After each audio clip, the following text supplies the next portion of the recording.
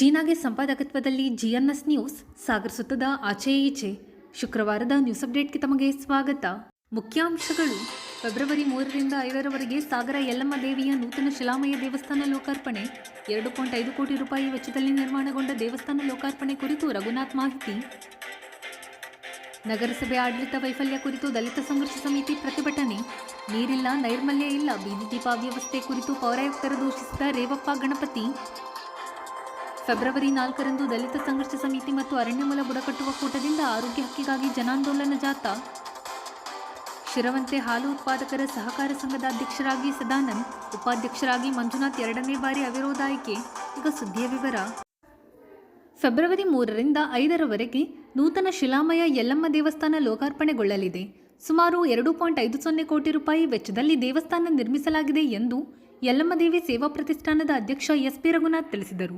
ಶುಕ್ರವಾರ ಸುದ್ದಿಗೋಷ್ಠಿಯಲ್ಲಿ ಮಾತನಾಡಿದ ಅವರು, ಸಾಗರ ಪಟ್ಟಣದ ಮಧ್ಯಭಾಗದಲ್ಲಿ ಯಲ್ಲಮ್ಮ ದೇವಸ್ಥಾನದ ಒಂದು ಸಣ್ಣ ಹಾಗೂ ಬಹಳ ನೂರಾರು ವರ್ಷದ ಒಂದು ಕಟ್ಟಡ ಇತ್ತು. ಆ ಕಟ್ಟಡ ನೂತನವಾಗಿ ನಿರ್ಮಿಸಬೇಕು ಅಂತ ಹೇಳಿ ನಮ್ಮ ಆಡಳಿತ ಮಂಡಳಿಯವರು ಒಂದು ನಿಶ್ಚಯವನ್ನು ಮಾಡಿಕೊಂಡು ಪ್ರಾರಂಭ ಮಾಡಬೇಕು ಅಂತ ಮಾಡಿದ್ವಿ. ಈ ಮೊದಲು ನಮಗೆ ಫೆಬ್ರವರಿ 2010ರಲ್ಲಿ ಒಂದು ಟ್ರಸ್ಟಿನ ಮಾಡ್ಕೊಂಡು ರಚನೆ ಮಾಡಿಬಿಟ್ಟು ನಾವು ಈ ಕಾರ್ಯಕ್ಕೆ ತೊಡಗಿದ್ವಿ. 19ರಲ್ಲಿ ಕೋವಿಡ್ ಪ್ರಾರಂಭ ಆದಾಗ 2 ವರ್ಷಗಳ ಕಾಲ ನಮಗೆ ತುಂಬ ಹಿನ್ನಡೆ ಆಯಿತು. ಹಾಗೆಯೇ ದೇವಿಯ ಅನುಗ್ರಹದಿಂದ ನಾವು ಶಿಲಾ ಕಟ್ಟಡವನ್ನು ಕಟ್ಟಬೇಕು ಅಂತ ಹೊರಟಾಗ ಬಹಳಷ್ಟು ಭಕ್ತರು ನಮ್ಮನ್ನು ಸಪೋರ್ಟ್ ಮಾಡಿ ನಾವು 1.5 ಕೋಟಿ ಪ್ರಾಜೆಕ್ಟ್ನಲ್ಲಿ ಈ ದೇವಸ್ಥಾನ ಮುಗಿಸ್ಬೇಕು ಅಂತ ಇದ್ರು. ಸುಮಾರು 2.5 ಕೋಟಿ ಪ್ರಾಜೆಕ್ಟ್ನಲ್ಲಿ ಇಷ್ಟು ಕಾರ್ಯವನ್ನು ಮಾಡಿ ಮುಗಿಸಿ ಇದೇ ಫೆಬ್ರವರಿ 3, 4, 5 ಈ ಪುನರ್ ಪ್ರತಿಷ್ಠಾಪನೆ ಹಾಗೂ ಸಭಾಭವನದ ಉದ್ಘಾಟನೆಯನ್ನ ನಾವು ಮಾಡಬೇಕು ಅಂತ ಹೇಳಿ ತೀರ್ಮಾನ ಮಾಡಿ ಈಗ ಎಲ್ಲರ ಅಭಿಪ್ರಾಯ ಹಾಗೂ ಅವರೆಲ್ಲರ ಆಶೀರ್ವಾದದಿಂದ ಈ ಮಹತ್ವದ ಕಾರ್ಯವನ್ನ ಮಾಡಬೇಕು ಅಂತ ನಿಶ್ಚಯಿಸಿ ತಮ್ಮ ಸಂಪೂರ್ಣ ಸಹಕಾರ ಬೇಕು ಅಂತ ಹೇಳಿ ತಮ್ಮಲ್ಲಿ ನಾವು ವಿನಂತಿಸುತ್ತೇವೆ. ಈ ಕಾರ್ಯಕ್ರಮದಲ್ಲಿ 3ನೇ ತಾರೀಕು ಪ್ರಾತಃ ಕಾಲದ ಪ್ರಾರಂಭವಾಗಿ ಅಷ್ಟಮೂರ್ತಿ ಪೂಜಾ ಇತ್ಯಾದಿಗಳಾಗುತ್ತೆ. 4ನೇ ತಾರೀಕು ಬೆಳಗ್ಗೆ 9ರಿಂದ 9:30ರವರೆಗೆ ಈ ಮುಹೂರ್ತದಲ್ಲಿ ದೇವಿಯ ಪುನರ್ ಪ್ರತಿಷ್ಠಾಪನೆ ಆಗುತ್ತದೆ. ಇದೇ ಮಹತ್ವವಾದ್ದು. ಹಾಗೆಯೇ 5ನೇ ತಾರೀಕು ಹೋಮ ಹವನಗಳಿರ್ತವೆ. ಸಂಜೆ 5ರಿಂದ ವೇದಿಕೆ ಕಾರ್ಯಕ್ರಮ. ಈ ವೇದಿಕೆಯಲ್ಲಿ ಗೋಪಾಲಕೃಷ್ಣ ಬೇಳೂರು ಅವರು ಇದನ್ನ ಉದ್ಘಾಟನೆ ಮಾಡಲಿದ್ದಾರೆ. BY ರಾಘವೇಂದ್ರ ಅವರು ಬರಲಿದ್ದಾರೆ. ಹಾಗೆ ಯತೀಶ್ ಅವರು ಈ ವೇದಿಕೆಯಲ್ಲಿ ಇರ್ತಾರೆ. H ಹಾಲಪ್ಪ ಹರ್ತಾಳ್ ಅವರು ಇರ್ತಾರೆ. S ದೇವರಾಜ್ ಅವರು ನಿವೃತ್ತ ನ್ಯಾಯಮೂರ್ತಿಗಳು ಅವರು ಸಮೇತ ಇರ್ತಾರೆ. ಪ್ರಫುಲ್ಲ ಮಧುಕರ್ ಅವರು ಇರ್ತಾರೆ. TD ಮೇಘರಾಜ್ ಅವರು ಇರ್ತಾರೆ. N ಲಲಿತಮ್ಮ ಇರ್ತಾರೆ. ಕುಸುಮ ಸುಬ್ಬಣ್ಣ ಅವರು ಇರ್ತಾರೆ. V Mahesh, HK Nagappa, KH Nagendra ಇವರು ಈ ವೇದಿಕೆಯಲ್ಲಿ ಇರ್ತಾರೆ. ಇದಾದ ನಂತರದಲ್ಲಿ ಸಾಂಸ್ಕೃತಿಕ ಕಾರ್ಯಕ್ರಮಗಳು ಇರ್ತವೆ. ಭರತನಾಟ್ಯ, ಗೋಪಾಲ್ ಅವರಿಂದ ಭರತನಾಟ್ಯ ಹಾಗೂ ಈ ಪರಿಣಿತ ಕಲಾ ತಂಡದವರಿಂದ, ಹಾಗೆಯೇ ಅರುಣ್ ಘಾಟಿ ಅವರಿಂದ ವಿಶೇಷವಾದ ಒಂದು ಕಲಾವರ ಟ್ರಸ್ಟ್ ಇವರಿಂದ ಸುಗಮ ಸಂಗೀತ, ಇವಿಷ್ಟು ಈ ಕಾರ್ಯಕ್ರಮದಲ್ಲಿ ಭಾಗಿಯಾಗಿರ್ತವೆ. ಹೇಳೋದಾದ್ರೆ ಇದು ಹುಲ್ಲತ್ತಿ ಗ್ರಾಮದಿಂದ ಬಂದಿದೆ ಅಂತ ಹೇಳಿ. ಹುಲ್ಲತ್ತಿ ಗ್ರಾಮದವರು ಈ ದೇವಿಯನ್ನ ಸಾಗರದಲ್ಲಿ ಬಂದು ಸ್ಥಾಪಿಸಿದ್ರು ಅನ್ನೋದು ಒಂದು ಹೇಳ್ತಾ ಇದ್ದಾರೆ. ಹಾಗೇನೆ ಈ ದೇವಿಯ ಮಹತ್ವ ಏನಂತ ಹೇಳಿದ್ರೆ ಇದು ಸ್ವಲ್ಪ ಕ್ರೂರನೆ ಅಂತ ಹೇಳ್ಬೋದು. ಈ ಮಾಟ ಮಂತ್ರ ಅಥವಾ ಕಳತನ ಆದಂತಹ ಆರೋಪಗಳು ಇವೆಲ್ಲ ಇದ್ರೆ ನಮ್ಮ ದೇವಸ್ಥಾನದಿಂದ ಈ ಪಲ್ಲಕ್ಕಿಯನ್ನು ನಡೆಸ್ತೀವಿ. ಈ ಪಲ್ಲಕ್ಕಿ ಈಗಾಗಲೇ ಬಹಳಷ್ಟು ಇಂತಹ ಮಹತ್ವವಾದ ಕಾರ್ಯಗಳನ್ನು ಮಾಡಿ ಇದನ್ನ ತೋರಿಸಿಕೊಟ್ಟು ಅವರಿಗೆ ಯಾರು ಇವರು ಅರ್ಜಿಯನ್ನು ಕೊಟ್ಟಿರ್ತಾರೆ ಅವರಿಗೆ ನ್ಯಾಯವನ್ನು ಒದಗಿಸ್ಕೊಟ್ಟಿದೆ. ಮತ್ತೆ ಈ ಮಾಟ ಮಂತ್ರದ ಬಗ್ಗೆ ಇದರಲ್ಲಿ ಬಹಳವಾಗಿ ಜನ ನಮ್ಮನ್ನು ಮೆಚ್ತಾ ಇದ್ದಾರೆ. ಹಳ್ಳಿಯಲ್ಲಿ ವಿಶೇಷವಾಗಿ ಈ ಪಲ್ಲಕ್ಕಿಯನ್ನು ತಗೊಂಡೋಗಿ ಈ ಕುರುಹುಗಳನ್ನ ಪತ್ತೆ ಹಚ್ತಾ ಇದೆ.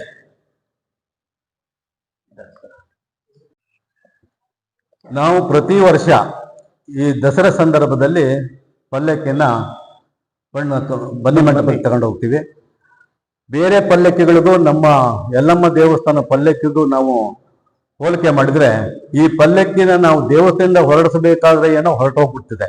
ನಂತರದಲ್ಲಿ ಅವಳು ಇಚ್ಛೆಯಂತೆ ಅವಳು ಎಲ್ಲಿ ಹೋಗ್ತಾಳೆ ನಾವು ಅಲ್ಲಿಗೆ ಹೋಗ್ಬೇಕಾಗತ್ತೆ. ಇದು ಮಾರಿಕಾಂಬ ದೇವಸ್ಥಾನಕ್ಕೆ ಹೋಗ್ತೈತೆ, ದುರ್ಗಾಂಬ ದೇವಸ್ಥಾನದಲ್ಲಿ ಹೋಗುತ್ತೆ. ಹಾಗೇನೆ ಹುಲ್ಲತ್ತಿಗೆ ಸಮೇತನು ಈ ಕಾಂಪ್ಲೆಕ್ಸ್ ತನಕ ಹೋಗಿದ್ದಂತ ಒಂದು ಇತಿಹಾಸ ಇದೆ. ನಾವು ಬನ್ನಿ ಮಂಟಪದಿಂದ ನಮ್ಮ ದೇವಸ್ಥಾನಕ್ಕೆ ವಾಪಸ್ ಬಂದಿದೆ ಅಂತ ನಾವು ತಿಳ್ಕೊಂಡ್ರೆ ಇದು ಸೀದಾ ಹೋಗಿ ಕಾಂಪ್ಲೆಕ್ಸ್ ಹತ್ರ ಹೋಗಿ ನಿಂತಂಥದ್ದು ಬಹಳಷ್ಟು ಸಂದರ್ಭ ಇದೆ. ಹಾಗಾಗಿ ಯಲ್ಲಮ್ಮ ದೇವಸ್ಥಾನದ ಪಲ್ಲಕ್ಕಿನೇ ಒಂದು ವಿಶೇಷವಾದ ಒಂದು ಪಲ್ಲಕ್ಕಿ ಅಂತ ಹೇಳ್ಬೋದು. ಗೋಷ್ಠಿಯಲ್ಲಿ ಪ್ರತಿಷ್ಠಾನದ ಉಮೇಶ್ ಹಿರೇನೆಲ್ಲೂರು, ಚಂದ್ರಕಾಂತ್ ಜಿಂಗಾಡೆ, ಶಶಿಧರ್ ಮೂರ್ತಿ ಇನ್ನಿತರರು ಹಾಜರಿದ್ದರು. ಸಾಗರ ನಗರ ವ್ಯಾಪ್ತಿಯ 31 ವಾರ್ಡ್ಗಳಲ್ಲಿ ಸಮರ್ಪಕ ಕಸ ವಿಲೇವಾರಿ, ಕುಡಿಯುವ ನೀರು ಸರಬರಾಜಿಗೆ ಒತ್ತಾಯಿಸಿ ಶುಕ್ರವಾರ ಕರ್ನಾಟಕ ದಲಿತ ಸಂಘರ್ಷ ಸಮಿತಿ ವತಿಯಿಂದ ಉಪವಿಭಾಗಾಧಿಕಾರಿಗಳ ಕಚೇರಿಗೆ ಮನವಿ ಸಲ್ಲಿಸಲಾಯಿತು. ಸಮಿತಿಯ ತಾಲೂಕು ಸಂಚಾಲಕ ರೇವಪ್ಪ ಕೆ ಹೊಸಕೊಪ್ಪ ಹಾಗೂ ಗಣಪತಿ ಮಾತನಾಡಿ, ಕಚೇರಿಯಲ್ಲಿ ನಗರಸಭೆಯಲ್ಲಿ ನಡೆಯುವ ಅವ್ಯವಹಾರಗಳು ಹಾಗೂ ಒಂದು ಸಾರ್ವಜನಿಕ ಹಿತಾಸಕ್ತಿಯನ್ನು ಕಾಪಾಡುವಲ್ಲಿ ವಿಫಲವಾಗಿದೆ ನಗರಸಭೆ ಅಂತ ಹೇಳ್ತಾ ಈ ಒಂದು ಮನವಿಯನ್ನು ಕೊಡಲು ಬಂದಿದ್ದೇವೆ. ಇಲ್ಲಿ ಒಂದು 31 ವಾರ್ಡ್ಗಳಲ್ಲಿ ಕುಡಿಯುವ ನೀರಿನ ಸಮಸ್ಯೆ ಹಾಗೂ ಕಸ ವಿಲೇವಾರಿ ತುಂಬಾ ಕೆಳಮಟ್ಟದಲ್ಲಿ ಆಗಿದೆ. ಇಲ್ಲಿ ಒಂದು 31 ವಾರ್ಡಿನ ಸದಸ್ಯರುಗಳು ಅರ್ಜಿಗಳು ನಮ್ಮ ಸಂಘರ್ಷ ಸಮಿತಿಗೆ ಬಂದಿದೆ. ಆದ ಕಾರಣ ನಾವು ಎಸಿ ಅವರಲ್ಲಿ ಮನವಿ ಮಾಡಿಕೊಳ್ಳೋದು ಒಂದೇ, ಈ ನಗರದಲ್ಲಿ ಕಸ ಮತ್ತು ನೀರು ಮತ್ತು ವಿದ್ಯುತ್ ದೀಪಗಳು ಸರಿಯಾಗಿ ನಿರ್ವಹಣೆ ಮಾಡಬೇಕಾಗಿ ಕೇಳ್ಬಂದಿದೆ. ನಡೆಸ್ತಕ್ಕಂತ ಅಲ್ಲಿ ಇರ್ತಕ್ಕಂಥ ಪೌರಾಯುಕ್ತರು ಸಾರ್ವಜನಿಕರ ಗೌರವವನ್ನ ಕೊಡ್ತಕ್ಕಂಥ ಸ್ಥಿತಿಯಲ್ಲಿ ಆಯುಕ್ತರು ಇಲ್ಲ. ಆಗಿರೋದ್ರಿಂದ ಆಡಳಿತಾಧಿಕಾರಿ ಆಗಿರ್ತಕ್ಕಂಥ ಎಸಿ ಅವರ ಗಮನಕ್ಕೆ ನಾವು ಇವತ್ತು ತರಬಯಸುವುದೇನೆಂದ್ರೆ, ಇಲ್ಲಿ ನಗರ ಬಾಬಾ ಸಾಹೇಬ್ ಅಂಬೇಡ್ಕರ್ ಒಂದು ಭವನವನ್ನ ಕಟ್ಟಿದ್ದಾರೆ ಗಾಂಧಿನಗರದಲ್ಲಿ. ಆ ಕಟ್ಟಿದ್ರೆ ಅಲ್ಲಿ ಅವ್ಯವಸ್ಥೆಯಿಂದ ಕೂಡಿದೆ. ಇವ್ರು ಯಾರು ನಗರಸಭೆ ಅದ್ರ ಬಗ್ಗೆ ಗಮನ ಹರಿಸ್ತಾ ಇಲ್ಲ. ನಗರಸಭಾ ಆಯುಕ್ತರು ದಿನಕ್ಕೆ ಕೊಟ್ಟಿದ್ದಾರೆ, ಆದ್ರೆ ಎಲ್ಲೆಲ್ಲಿ ವಾರ್ಡಲ್ಲಿ ಸಮಸ್ಯೆ ಇದೆ, ಎಲ್ಲೆಲ್ಲಿ ಕಸ ವಿಲೇವಾರಿ ಆಗ್ತಾ ಇಲ್ಲ, ಎಲ್ಲೆಲ್ಲಿ ಕುಡಿಯೋ ನೀರಿನ ಸಮಸ್ಯೆ ಇದೆ, ಎಲ್ಲೆಲ್ಲಿ ಬೀದಿ ದೀಪ ಸಮಸ್ಯೆ ಇದೆ, ಇದನ್ನ ಅರಿಬೇಕು ಅಂತ ಹೇಳಿದ್ರೆ ನಗರಸಭಾ ಆಯುಕ್ತನಾಗಿ ಕೂರಿಸಿರೋದು ಸರ್ಕಾರ. ಆದ್ರೆ ಇವ್ರು ಏನ್ ಮಾಡ್ತಾರೆ, ಇಲ್ಲಿ ಇರ್ತಕ್ಕಂಥ ಕೆಲವು ನೌಕರನ್ನ ಹೆದರ್ಸ್ಕೊಂಡು ಕೆಲವು ಗುತ್ತಿಗೆದಾರನ್ನ ಇಟ್ಕೊಂಡು ಇವರು ಅಲ್ಲಿ ಆಡಳಿತ ನಡೆಸ್ತಾ ಕೂತಿದ್ದಾರೆ. ಅದಕ್ಕೆ ನಾವು ಎಸಿ ಅವ್ರಿಗೆ ಇವತ್ತು ಹೇಳೋದೇನಪ್ಪಾ ಅಂತ ಹೇಳಿದ್ರೆ, ನಗರಸಭೆ ಆಡಳಿತ ಕುಂಠಿತವಾಗಿದೆ, ನಗರಸಭೆ ಆಡಳಿತ ಗಭ್ಯತ್ವಾಗಿದೆ. ನಗರಸಭಾ ಆಯುಕ್ತರು ಯಾವುದೇ ನಗರಸಭಾ ಸದಸ್ಯರಿಗೆ ಗೌರವವನ್ನು ಕೊಡ್ತಾ ಇಲ್ಲ. ನಾವು ನಿನ್ನೆ ನಗರಸಭಾ ಕಚೇರಿಗೆ ಹೋದಂತ ಸಂದರ್ಭದಲ್ಲಿ ನಾವು ಒಂದು ಮಾಹಿತಿ ಹಕ್ಕಲ್ಲಿ ಒಂದು ಅರ್ಜಿಯನ್ನು ಕೊಟ್ಟಿದ್ದೀವಿ 2024ರಲ್ಲಿ. ಅದು ಕೇಳಕ್ ಹೋದಂತ ಸಂದರ್ಭದಲ್ಲಿ ಅಲ್ಲಿ ಒಬ್ಬ ನಾಗರಿಕರಿಗೆ ಅವಶ್ಯ ಶಬ್ದಗಳಿಂದ ಪೌರಾಯುಕ್ತರು ನಿಂದಿಸಿದ್ದಾರೆ. ಅದನ್ನ ಪ್ರಶ್ನೆ ಮಾಡಿದ್ಕೆ ಅವ್ರು ಹೇಳ್ತಾರೆ, ನಮ್ದು ಸಂಘಟನೆ ಪೌರ ಕಾರ್ಮಿಕ ಕರೀರಪ್ಪ, ನಮ್ಗೇನೋ ದೌರ್ಜನ್ಯ ಮಾಡಿದ್ರು. ನಾವು ದಲಿತ ಸಂಘರ್ಷ ಸಮಿತಿಯು ಯಾವುದೇ ಸರ್ಕಾರಿ ನೌಕರಿಗಾಗಲಿ ಸಾರ್ವಜನಿಕರಿಗಾಗಲಿ ದೌರ್ಜನ್ಯ ದಬ್ಬಾಳಿಕೆಯನ್ನು ಮಾಡಲ್ಲ. ನಾವು ಗೌರವಯುತವಾಗಿ ನಮ್ಗೊಂದು ಸಂವಿಧಾನ ಇದೆ ಕರ್ನಾಟಕ ದಲಿತ ಸಂಘರ್ಷ ಸಮಿತಿಗೆ, ಆ ಸಂವಿಧಾನದ ಆಶಯದಲ್ಲೇ ನಾವು ಮಾತಾಡ್ತೀವಿ. ನಗರಸಭಾ ಆಯುಕ್ತರಿಗೆ ಹೇಳ್ತೀವಿ, ನೀವು ಯಾವುದೇ ಸಾಮಾನ್ಯ ಜನ ಬಂದ್ರೆ ಗೌರವದಿಂದ ಮಾತಾಡ್ಬೇಕು ಅಂತ ಹೇಳಿ ನಾಗಪ್ಪ ಅವ್ರಿಗೆ ಗೌರವದಿಂದನೇ ಮಾತಾಡಿದೀವಿ. ಅವ್ರೇನೋ ಬೇರೆ ಬೇರೆಯವ್ರಿಗೆ ಹೇಳ್ತಾ ಇದ್ರಂತೆ, ದಲಿತ ಸಂಘರ್ಷ ಸಮಿತಿಯವ್ರು ಬಂದು ದೌರ್ಜನ್ಯ ಮಾಡಿದ್ರಂತ. ದಲಿತ ಸಂಘರ್ಷ ಸಮಿತಿಯವರು ಅವ್ರ ನಗರಸಭಾ ಸಿಬ್ಬಂದಿಗಳು ವಿಡಿಯೋ ಮಾಡಿದ್ದಾರೆ. ನಾವೇನಾದ್ರೂ ನಗರಸಭಾ ಆಯುಕ್ತರಿಗೆ ಅವಶ್ಯ ಶಬ್ದಗಳಿಂದ ಆಗಲಿ ಅವರಿಗೆ ಏನಾದ್ರು ಏನು ಧ್ವನಿಯಲ್ಲಿ ಮಾತಾಡಿದ್ರೆ ಅವ್ರು ಆ ವಿಡಿಯೋ ತಗೊಂಡು ನೋಡ್ಬೋದು. ಆದ್ರೆ ಅಲ್ಲಿ ಸಾಮಾನ್ಯ ಜನ ಟೌನ್ ವ್ಯಾಪ್ತಿಯಾಗಿರ್ತಕ್ಕಂಥ ಕೂಲಿ ಕಾರ್ಮಿಕರು ಬಂದು ಸರ್ ನಮ್ಗೊಂದು ಸಮಸ್ಯೆ ಇದೆ ಬಗೆಹರಿಸಿದ ಬಂದಾಗ ನಗರಸಭಾ ಆಯುಕ್ತರು ಗೌರವದಿಂದ ಕಾಣಬೇಕು ಅನ್ನೋದನ್ನ ನಾವು ಹೇಳ್ತಾ ಇದೀವಿ. ಎಸಿ ಅವರು ತಕ್ಷಣ ಇದು ಮಧ್ಯಪ್ರವೇಶ ಮಾಡಿ ಎಲ್ಲೇ ಕುಡಿಯೋ ನೀರಿನ ಸಮಸ್ಯೆ ಇದೆ, ಮತ್ತೆ ಅಂಬೇಡ್ಕರ್ ಭವನವನ್ನು ಏನ್ ಮಾಡ್ತಾ ಇದ್ದಾರೆ ಅಂದ್ರೆ ಅಲ್ಲಿ ಮದುವೆ ಕೊಡ್ತಾ ಇದ್ದಾರೆ. ಅಲ್ಲಿ ನಾನ್ ವೆಜ್ ಮಾಂಸಾಹಾರವನ್ನು ಮಾಡ್ತಾರೆ. ಮಾಂಸಾಹಾರ ಮಾಡಿ ಆ ಗ್ರೌಂಡ್ ಒಳಗೆ ಊಟ ಹಾಕ್ತಾರೆ, ಹೊರಗಡೆ ಅಲ್ಲ. ಅದನ್ನ ಮನೆಗಳ ಕೂಡಲೇನೆ ಅಲ್ಲಿ ಮದುವೆಗೆ ಮುಂಜಿಗೆ ಕಾರ್ಯಕ್ರಮ ಕೊಡೋದನ್ನ ಬಿಟ್ಟು ಸಾರ್ವಜನಿಕ ಕಾರ್ಯಕ್ರಮಕ್ಕೆ ಮತ್ತೆ ಸಭೆ ಸಮಾರಂಭಗಳಿಗೆ ಕೊಡ್ತಕ್ಕಂಥ ಕೆಲಸ ಆಗ್ಬೇಕು ಅಂತೇಳಿ ನಾವು ಈ ಮೂಲಕ ಆಯುಕ್ತರಲ್ಲಿ ನಮ್ಮ ಆಡಳಿತಾಧಿಕಾರಿಗಳಲ್ಲಿ ಮನವಿಯನ್ನು ಮಾಡ್ಕೊಳ್ತೇವೆ. ಪ್ರತಿಭಟನೆಯಲ್ಲಿ ಗಣಪತಿ ವಡ್ನಾಳ, ಅಣ್ಣಪ್ಪ ಪೂಜಾರಿ, ಉಮಾ, ಕನ್ನಪ್ಪ, ಪ್ರಶಾಂತ್, ಜಗನ್ನಾಥ್, ಜಾನ್ಸನ್ ಲೋಬೋ, ರವಿಕುಮಾರ್, ಮಹಾಬಲ ಪೂಜಾರಿ ಇನ್ನಿತರರು ಹಾಜರಿದ್ದರು. ಫೆಬ್ರವರಿ 4ರಂದು ಆರೋಗ್ಯ ಹಕ್ಕಿನ ಜಾಥಾ ಮೂಲಕ ಆರೋಗ್ಯ ಕುರಿತು ಜಾಗೃತಿ ಮತ್ತು ರಾಜ್ಯದಲ್ಲಿ ಹೆಚ್ಚುತ್ತಿರುವ ಬಾಣಂತಿಯರು ಮಕ್ಕಳ ಸಾವಿನ ವಿರುದ್ಧ ಪ್ರತಿಭಟನೆ ಹಮ್ಮಿಕೊಳ್ಳಲಾಗಿದೆ ಎಂದು ದಲಿತ ಸಂಘರ್ಷ ಸಮಿತಿ ಸಂಚಾಲಕ ನಾಗರಾಜ್ ತಿಳಿಸಿದರು. ಶುಕ್ರವಾರ ಸುದ್ದಿಗೋಷ್ಠಿಯಲ್ಲಿ ಮಾತನಾಡಿದ ಅವರು, ಈ ಒಂದು ಪತ್ರಿಕಾಗೋಷ್ಠಿಗೆ ಸ್ವಾಗತವನ್ನು ಬಯಸ್ತೇನೆ.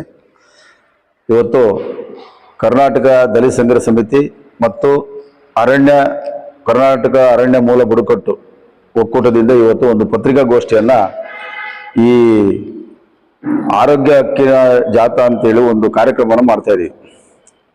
ಫೆಬ್ರವರಿ 4ನೇ ತಾರೀಕು ಇವತ್ತು ಜನರಿಗೆ ಒಂದು ಈ ಆರೋಗ್ಯದ ಬಗ್ಗೆ ಒಂದು ತಿಳುವಳಿಕೆ ಕೊಡ್ತಕ್ಕಂಥ ಒಂದು ಕೆಲಸ, ಮತ್ತೆ ಈ ಒಂದು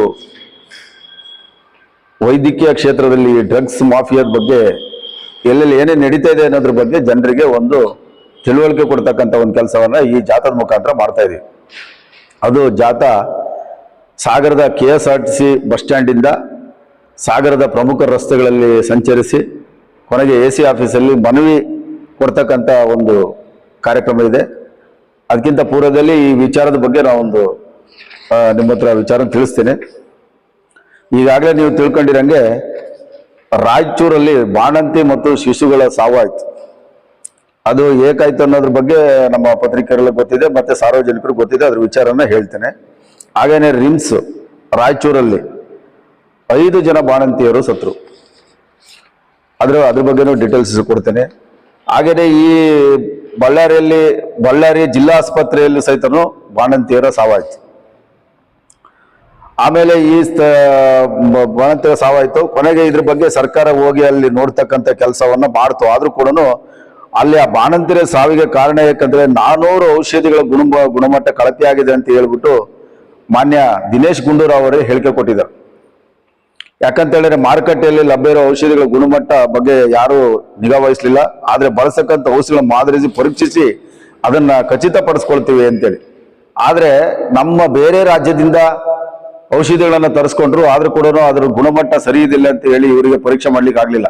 ಆದ್ರೆ ಹಿಂದೆ ನಡೆದಿರ್ತಕ್ಕಂಥ ಲ್ಯಾಬ್ಗಳದ್ದು ಔಷಧಿನೇ ಸರಿ ಇಲ್ಲ ಅಂತ ಹೇಳಿ ಅವ್ರನ್ನ ಕಪ್ಪು ಪಟ್ಟಿಗೆ ಸೇರಿಸ್ಬೇಕು ಅಂತ ಆದ್ರೂ ಕೂಡ ಇವ್ರು ಯಾರು ಅದ್ರ ಬಗ್ಗೆ ಗಮನ ತಗೊಳ್ಳಿಲ್ಲ.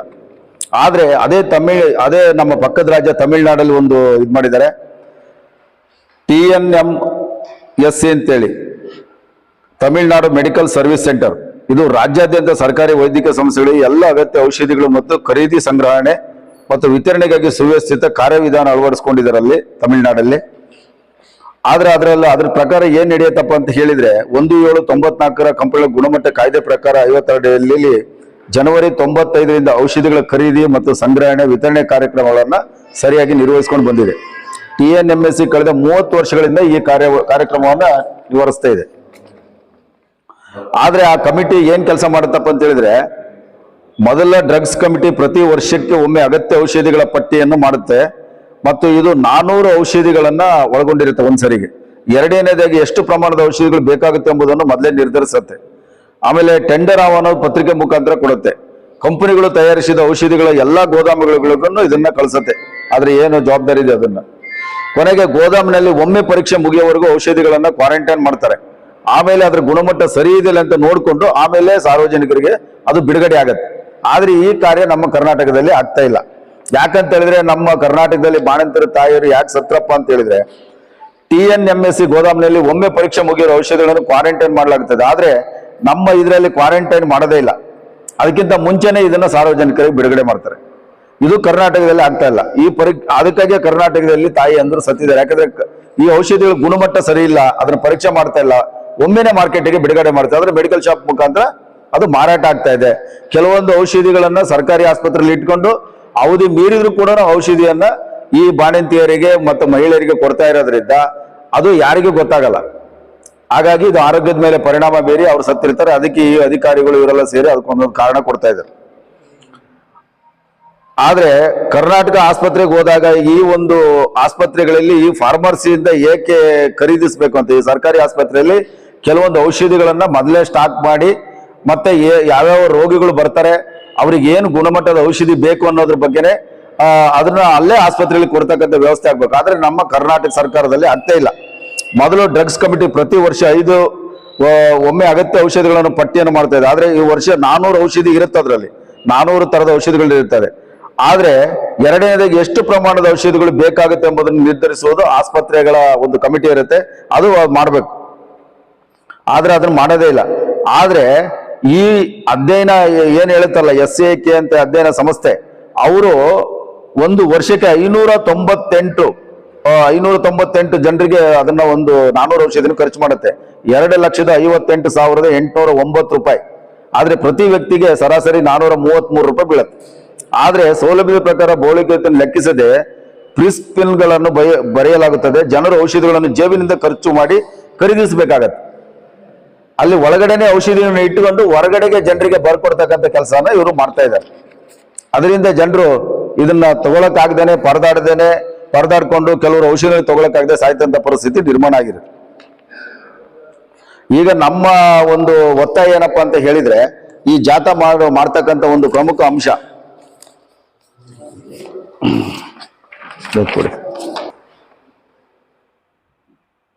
ಮೂಲದ ಕಂಪನಿ ಏನು ಈಗ ಹಿಂದೆ ಹಲವಾರು ಸಂದರ್ಭಗಳಲ್ಲಿ ಕಳಪೆ ಗುಣಮಟ್ಟದ ಔಷಧಿಗಳನ್ನ ಪೂರೈಸಿದೆ. ಆದ್ರೆ ಈ KSMSCL ಅಧಿಕಾರಿಗಳು ಮುಂಚಿತವಾಗಿ ನೋಟಿಸ್ ಕಳಿಸುವ ಮೂಲಕ ಕಾರ್ಯನಿರ್ವಹಿಸಬೇಕಾಗಿತ್ತು. ಆದ್ರೆ ಹಿಂದೆ ಔಷಧಿ ಬಗ್ಗೆ ಆದ್ರೆ ಅದನ್ನ ಕಪ್ಪು ಪಟ್ಟಿಗೆ ಸೇರಿಸ್ರಿ ಅಂತಾನು ಹೇಳಿದ್ರು. ಯಾಕಂದ್ರೆ ಔಷಧಿ ಗುಣಮಟ್ಟದಲ್ಲಿ ಇಲ್ಲ ಅಂತೇಳಿ. ಆದ್ರೆ ಅದ್ರ ಬಗ್ಗೆ ಕ್ರಮ ತಗೊಳ್ಳಿಲ್ಲ ಅವರು. ಆದ್ರೆ ಕಂಪನಿ ತಡೆಯಾಜ್ಞೆ ತಂದಿತ್ತು. ಆದ್ರೂ ಕೂಡ ಅವರು ಉತ್ಪನ್ನ ಮಾಡಿರ್ತಕ್ಕಂಥ ಒಂದು ದ್ರಾವಣ ಇದೆ, ಸಲೈನ್ ಉತ್ಪನ್ನ ಅಂತೇಳಿ. ಆ ದ್ರಾವಣದಿಂದನೇ ಇವತ್ತು ತಾಯಂದಿರು ಸತ್ತಿದ್ದಾರೆ ಅಂತೇಳಿ ಒಂದು ಆರೋಪ ಇದೆ. ಹಾಗೇನೆ ಕರ್ನಾಟಕ ಆರೋಗ್ಯ ಸಚಿವರು KSMSCL ತನಿಖೆ ನಡೆಸಿ ಸರಿಪಡಿಸುವ ಕ್ರಮಗಳನ್ನು ತರಬೇಕಾಗಿತ್ತು. ಆದ್ರೆ ತರಲಿಲ್ಲ. 1940 ಡ್ರಗ್ಸ್ ಮತ್ತು ಕಾಸ್ಮೆಟಿಕ್ ಕಾಯ್ದೆಯನ್ನು ರೂಪಿಸಲು ಆಯ್ಕೆ ಮಾಡುತ್ತಿದ್ದಾರೆ.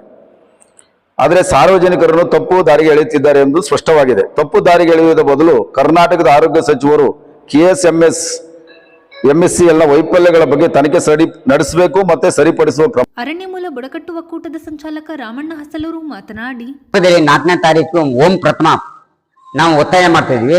ಅದಾದ ನಂತರದಲ್ಲಿ ಉಡುಪಿಯಲ್ಲಿ ಮಾಡ್ತಾ ಇದೀವಿ. ಅಲ್ಲಿಂದ ಉಡುಪಿ ಮಂಗಳೂರಿನಲ್ಲೂ ಮಾಡ್ತಾ ಇದ್ದೀವಿ, ಕೊಡಗು ಜಿಲ್ಲೆಯಲ್ಲೂ ಮಾಡ್ತಾ ಇದ್ದೀವಿ, ಮೈಸೂರಿನಲ್ಲೂ ಮಾಡ್ತಾ ಇದ್ದೀವಿ.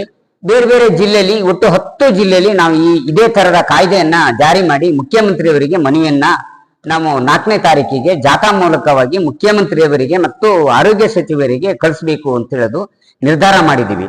ಆದ್ರಿಂದ ಇದು ತಾವು ಪತ್ರಕರ್ತರು ನನಗೇನು ಸ್ವಲ್ಪ ಕಣ್ ಕಾಣೋದಿಲ್ಲ, ಅದನ್ನು ನಾನು ಹೇಳ್ಬಿಡ್ತೀನಿ. ಯಾಕಂತಂದ್ರೆ ಇಲ್ಲಿ ವಿಚಾರ ಹೇಳ್ತೀನಿ. ನಾಗರಾಜಣ್ಣ ಓದಿದ್ದಾರೆ, ಇದರಲ್ಲಿ ಏನು ತಪ್ಪು ದೋಷಗಳಿಲ್ಲ. ನಾವು ರಾಜ್ಯ ಮಟ್ಟದಲ್ಲಿ ನಾವು ಬುಡಕಟ್ಟು ಒಕ್ಕೂಟ ರಾಜ್ಯ ಸೈನಿಕರಾಗಿ ಎಲ್ಲಾ ಜಿಲ್ಲೆಯಲ್ಲೂ ನಾವು ಇದನ್ನ ಹಂತ ಹಂತವಾಗಿ ಒತ್ತಾಯ ಮಾಡಲೇಬೇಕು. ಸರ್ಕಾರ ಇದನ್ನ ನಮಗೆ ತೊಂದರೆ ಆಗುತ್ತೆ, ಇದನ್ನ ಪರಿಹಾರ ನಿಧಿಯಾಗಿ ಕೊಡ್ಬೇಕು. ಮತ್ತೆ ನಮಗೆ ಏನಾದ್ರು ಮೆಡಿಕಲ್ಲಿ ಕಳಿಸ್ತಾರಲ್ಲ, ನಮ್ಮ ಹತ್ರ ಬಡವರಿಗೆ ದುಡ್ಡಿಲ್ಲ, ಸತ್ತೋಗ್ತೀವಿ. ಆದ್ರಿಂದ ಇವರು ಏನ್ ಮಾಡ್ಬೇಕು ಅಂದ್ರೆ ಅದಕ್ಕೆ ಪರಿಹಾರನ ಸಮೇತ ಆಸ್ಪತ್ರೆ ಅಧಿಕಾರಿಗಳೇ ಇದನ್ನ ಬರೆಸ್ಬೇಕು. ಬರೆಸದೇ ಇದ್ರೆ ನಮ್ಮ ಬಡವರಿಗೆ, ಕೂಲಿ ಕಾರ್ಮಿಕರಿಗೆ, ಆದಿವಾಸಿಗಳಿಗೆ, ಹಿಂದುಳಿದ ವರ್ಗದವರಿಗೆ ಬಹಳಷ್ಟು ಅನ್ಯಾಯ ಆಗುತ್ತೆ.